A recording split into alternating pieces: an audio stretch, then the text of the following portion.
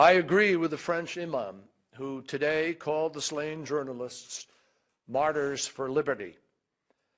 Today's murders are part of a larger confrontation, not between civilizations, no, but between civilization itself and those who are opposed to a civilized world. All right, ladies and gentlemen, joining us now to talk about the attacks today and maybe weigh in on what the Secretary of State had to say is Dr. Ron Paul, former Texas congressman, a Republican presidential candidate, and founder of Campaign for Liberty. Doctor, Happy New Year. Great to talk to you, sir. Well, thank you, and same to you. All right. So, you have been very outspoken when it comes to foreign policy. I think the last conversation you and I had talked about, why they do what they do kind of thing. What's your take on what happened today? Well, partially what the Secretary of State said is true. This is pretty obscene when it comes to violence, and libertarians are pretty annoyed by anybody who initiates violence. This is pretty bad. But in the context of things, France has been a target for many, many years because they've been involved in foreign affairs in Libya, and they really prodded us along recently in Libya, but they've been involved in Algeria. So they've had attacks like this, not infrequently. So it does involve, their foreign policy as well. But when people do this, the rejection of the violence has to be made, and with that, I agree. All right, but let me take it a little further here. Whether or not, the people, we don't know, we haven't had a claim of responsibility. Let's say they're either Al Qaeda or ISIS, or Al Qaeda or ISIS trained, or they did it on their own, and they're very sophisticated, apparently. But they're Al Qaeda or ISIS inspired or trained. Okay. Right. So every country that has a foreign policy that the animals don't like should expect that this could happen, and do you put the blame at all on the countries?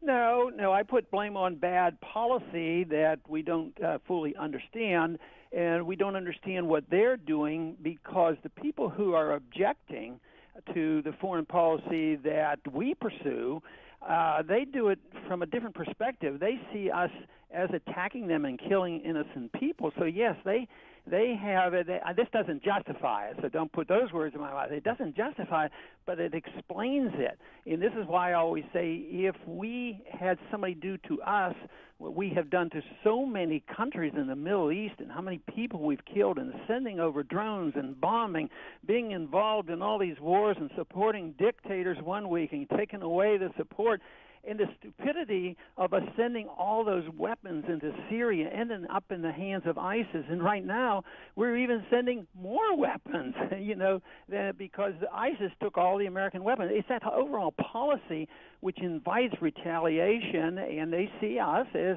intruders.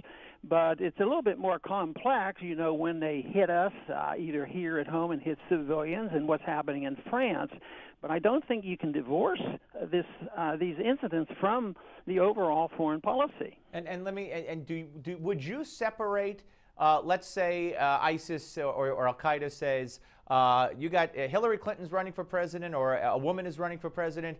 Much like the Sony thing to an extent. If you have a woman run for president, we're gonna hit you with terrorist attacks. Or if you say the Pledge of Allegiance at the Super Bowl or the national anthem at this year's Super Bowl, we're gonna hit you. Do you separate that kind of a threat and terrorist? Yeah, but I don't think that's the real reason things happen, because we've been conditioned to believe that the only reason 9/11 happened is that we are free and prosperous. I don't believe that for a minute. I don't believe all of a sudden. So why did it happen? Why did 9/11 happen? I think it's retaliation. I think it's blowback. The CIA indicated it's blowback. You mean for our foreign policy again, is what you're saying? Oh, yeah, for our foreign policy. I think it's blowback. I think it's very clearly evidenced by our own government that the radicals taking over in Iran in 1979 was a building up of anger over the Shah that we put in place in 1953. You know, it had to do with oil, and it had to do with the abuse of the Shah, and finally the radicals. So they, you know, when we get involved and set up dictators that the people don't like, they get pretty angry at us. Doctor, always great to talk to you, sir. To be continued. Thank you very much for your time. Very good. Thank you. Dr. Ron Paul, ladies and gentlemen, here on the Steve Malzberg Show. We'll be back with more. Don't go away.